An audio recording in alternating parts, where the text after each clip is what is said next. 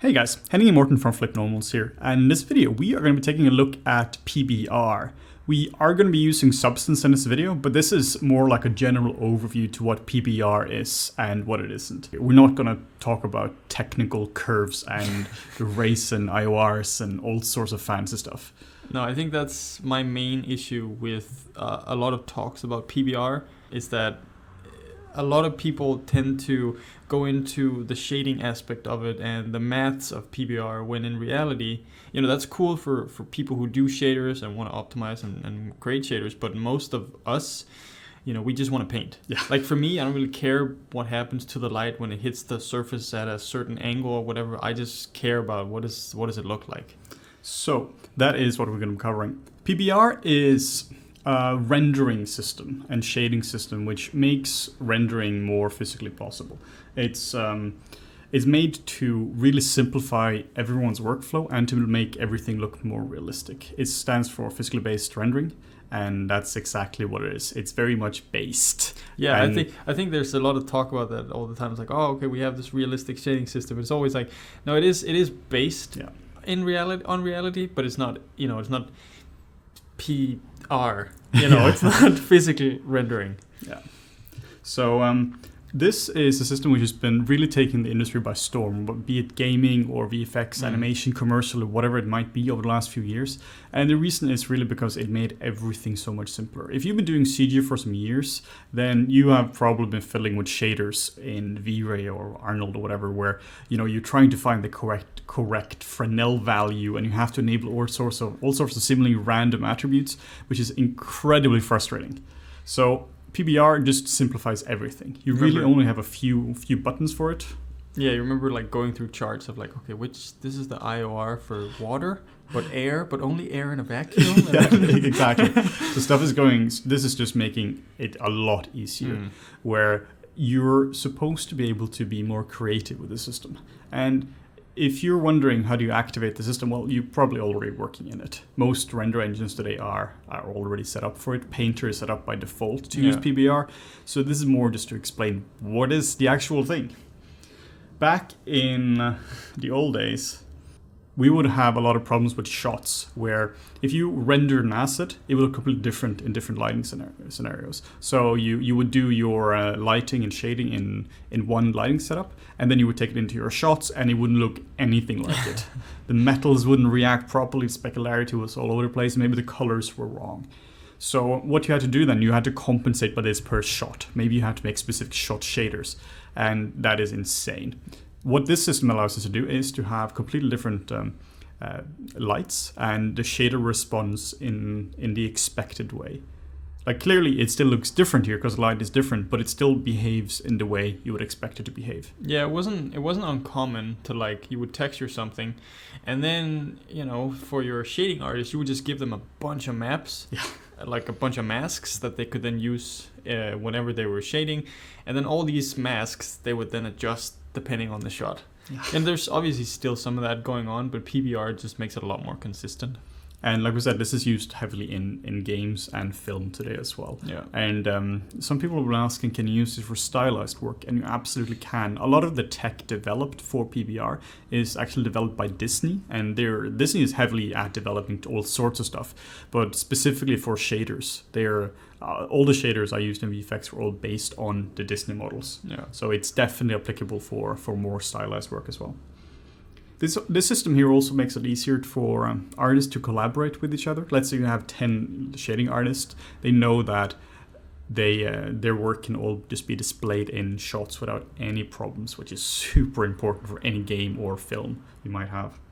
Also, one of the key advantages to PBR is that it's at least supposed to be based on real-world charts. We'll get a bit to this later on, but it just means that you have values for the specularity for certain metals, and instead of just completely guessing it like you would, at least when I've been shading before, you're just kind of like, 0.4, and you have no idea where it's based on. Yeah. So it's a lot easier to get accurate results which would work with all the sorts of systems. But also like with PBR sort of gaining popularity, there's also a lot of a lot more stuff has been published of people doing research about certain shaders and like how do certain objects or materials react to light. So it's a lot easier now to figure out if you are making a shader, exactly what values need to go in where. Yeah, exactly.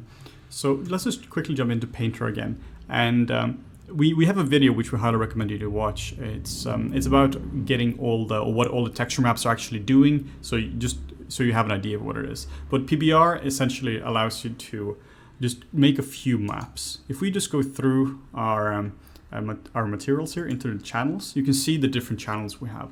And one thing people are always surprised about is how simple the color map is.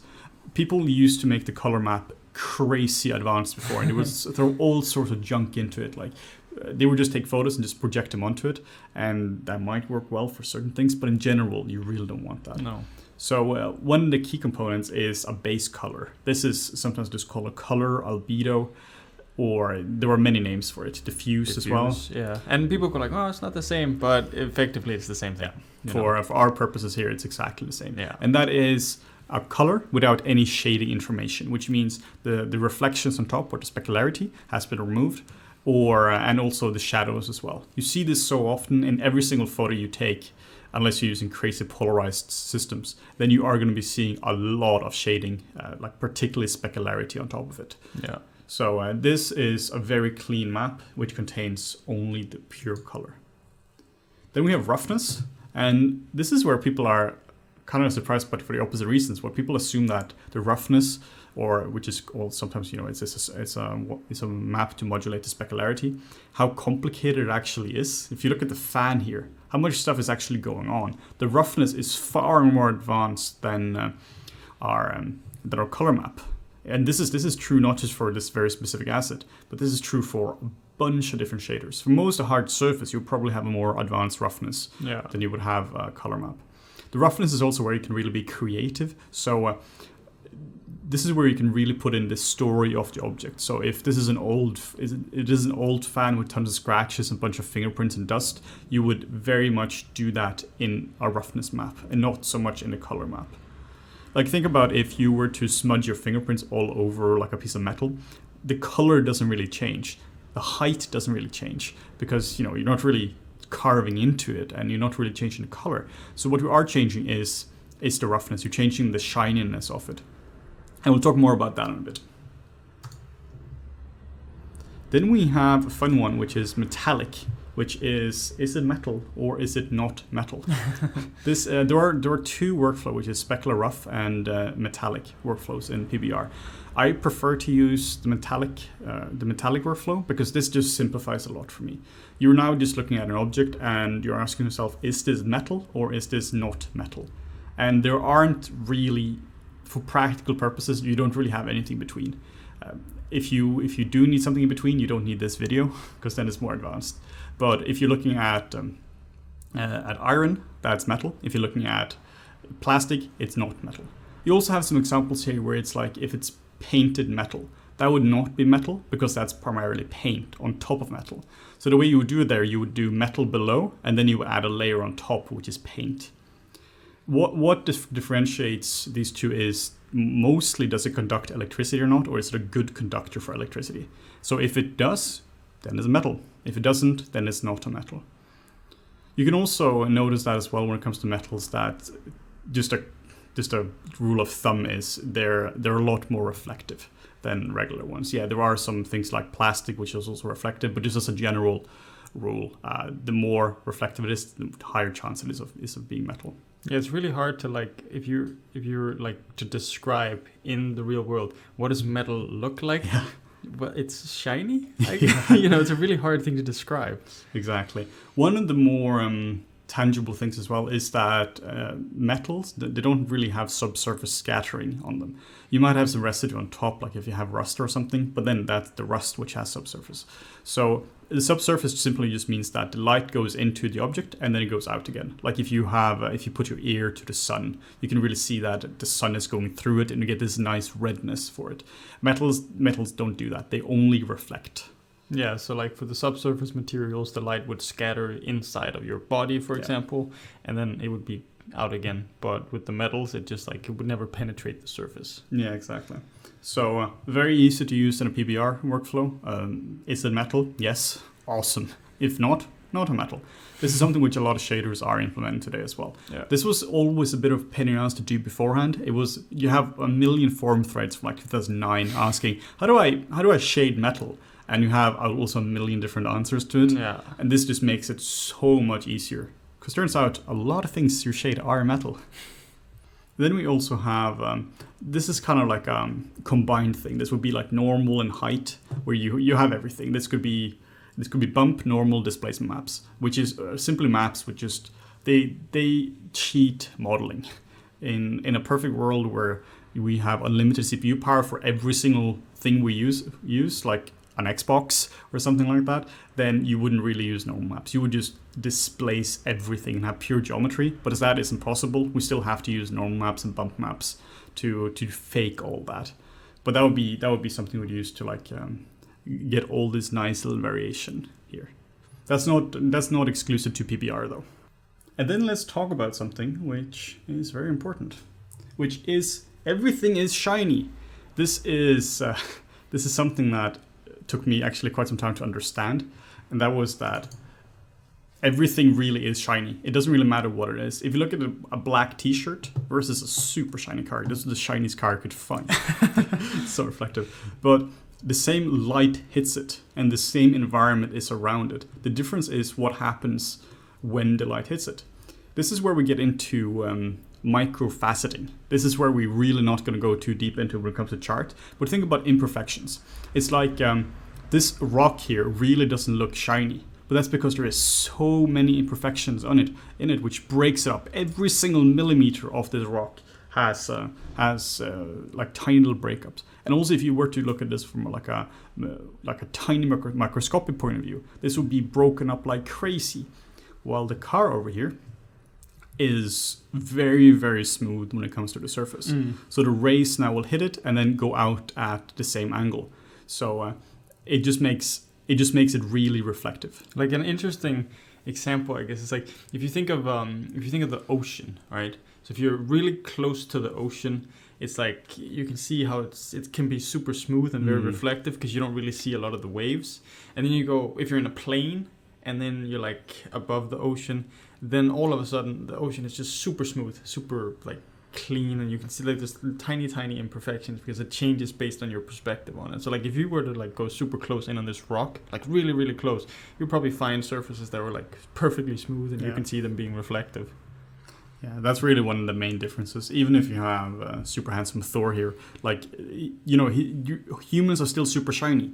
And the shininess or roughness is here based on like how stretched out is the skin and how much undulation is there. Like you normally see that the noses are really shiny because the skin, there really isn't a lot of breakup on the skin in these regions. And there might also be more humidity in these areas or more moisture in these areas.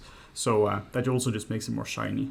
So if you look at this, particularly if you're painting a human texture, you would have far more shine on the lips, the nose, and around the eyes as well. And a lot less where the beard is, because that is broken up like crazy. It's kind of like rocks there. Yeah, exactly. But it's interesting with the t-shirt as well, how you can see that, you know, here straight on here, it's like it's black. But then as you have these folds with more of an angle to them, they actually change color and become, you know, closer towards white. And that's the reflection. Yeah, exactly. So the way you would do this, if this was a perfect system again with unlimited CPU power, is you would straight up just make the microfaceting, the imperfections in the texture. But as that is absolutely insane, we can't do that. Like you would need a displacement map of like 1,000,000 K. It's not feasible at all. So the way we're cheating this currently is we're using roughness maps. These are also called smoothness maps or glossiness maps, depending where they are. And at least the difference between a roughness and a glossiness is they're just inverted, but it's exactly the same thing. Yeah. And that is simply a black and white map, which defines this. And we'll look at this a bit more later on. Then we have another thing we have to look into, which is Fresnel. This is one of these things which is pretty big under the hood when it comes to the PBR shaders. It's doing a lot of stuff for you. We had to do more of this manual stuff later on, but we just here want to talk about what is Fresnel and why are we showing these weird feet in water. So if you were to look at water and you look straight down, you can see that it's transparent. But if we were to look at it straight ahead like this at an angle, you can now see that it's not transparent at all, but it looks, it almost looks like a field of grass or something. It's just reflective. And this is the Fresnel angle. And the Fresnel effect, it's spelled Fresnel, for anyone who doesn't know what we're talking about. This just means that the edges of an object are more reflective, which is clearly what you can see here. There is still some reflectivity at this angle here as well. You can see some of the reflectivity from the sky and whatever they're sitting on, but it's a lot more reflective when you get to the edges of the object like this. This also illustrates kind of what I was talking about before. The lower picture at the bottom, you're close to the water, you can actually see like what the reflection looks like, but then you're further away from the ocean, and all the at this point of view, microfaceting basically just makes it very blurry. Yeah, exactly. That's a really good example. Then we also have to look into what we were talking about before, where you can source the materials or you can source the data from charts. This is one of the things everyone is talking about. Oh, it's such a big advantage of PBR. And in theory, it is, because here you have metal example values, and you can just put this into the color slot, and then you can have a chart for the roughness of metal and the metallicness and all that kind of stuff. And this is a pretty decent guide. This is from Unity, and we're of course supplying links to all this in the description. But in reality, though, whenever you ask people, so how did you do this shader? They're more like, I just kind of looked at it and I tried a lot of things out. So a big need currently when it comes to PBR is we need a really good reference library for all this kind of stuff. Because like here, oh, it's grass. Grass doesn't have that color. Some does. Some grass will have, but you can't just have a generic color for it. So we just need a bigger sample for all the kind of things. I don't even know where all this stuff comes from. Maybe a source from like properly analyzing the real world materials, but we just need a lot more of this. So also, if anyone has any idea where to find really good charts, please let us know. But the reality is today that most likely you are going to just look at the reference image and just pick the color, and then look at reference image and then assume the roughness value and etc. This is how you're going to do it for now. So with all this said, let's jump into Painter real quick and let's look at some practical examples. All right, so we're now in Painter, and we have a trusted meat matte enabled with only the head visible. So we are just going to be showing you a super quick example of PBR, like how it can work. So if you make a fill layer, we can now just set this to be any color. And again, the color here it wouldn't contain any shading information. Like if you're projecting something onto this, you would remove all the shading information from this. Or if you're making this in Substance Designer, just keep the color clean. And then we would set the roughness as well. This is where you can clearly see what's happening.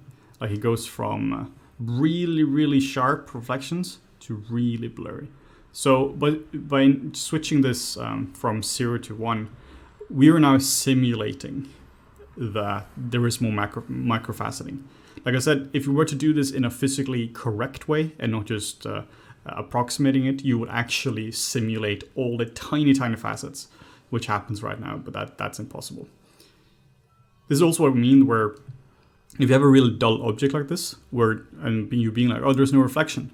There totally is. The reflection is still there. It's just incredibly dull to the point that you can barely see it. Like if you set this all the way to 1, practically there's no reflection, and you might as well just turn off reflection altogether. But if you're going for realism, even if you're going for a t-shirt, you would still have a teeny tiny bit of it. And that's where I thought it was interesting. You mentioned before that it doesn't, like if you have, say you have two objects in the same room, one has like the roughness value of like 1 and the other one has of 0.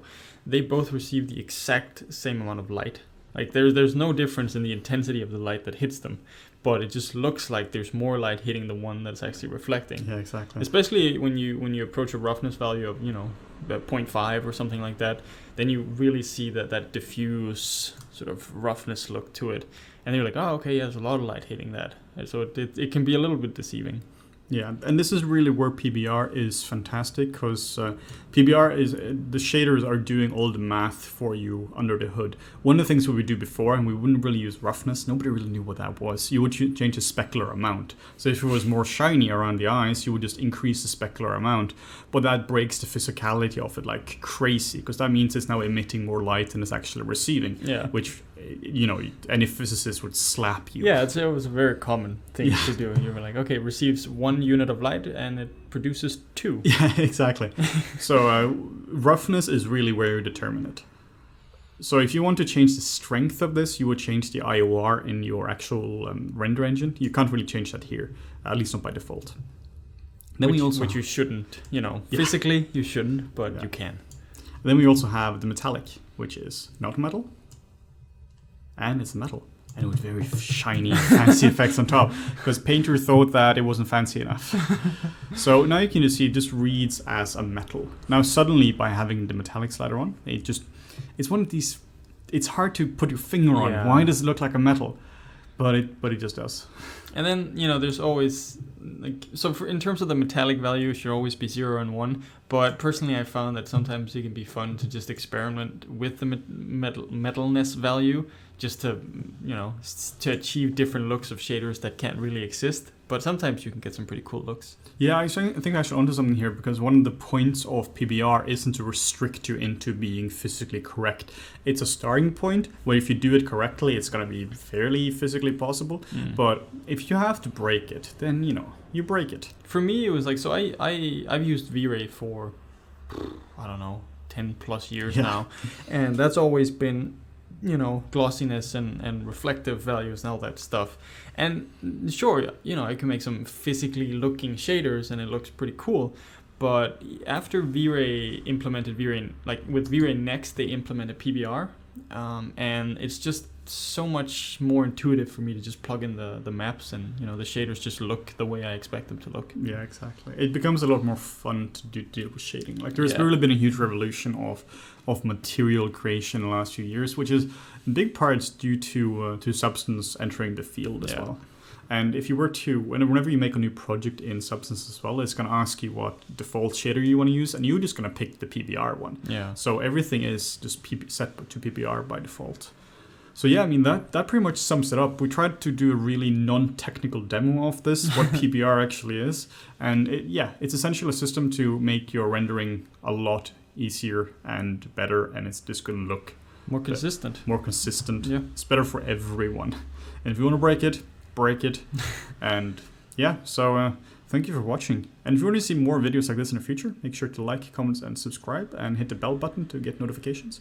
And let us know if you have suggestions for more Painter videos or shader-based videos or whatever you might have. Or more in-depth PBR-related videos. Yes. Even though there's not that much more to say. No.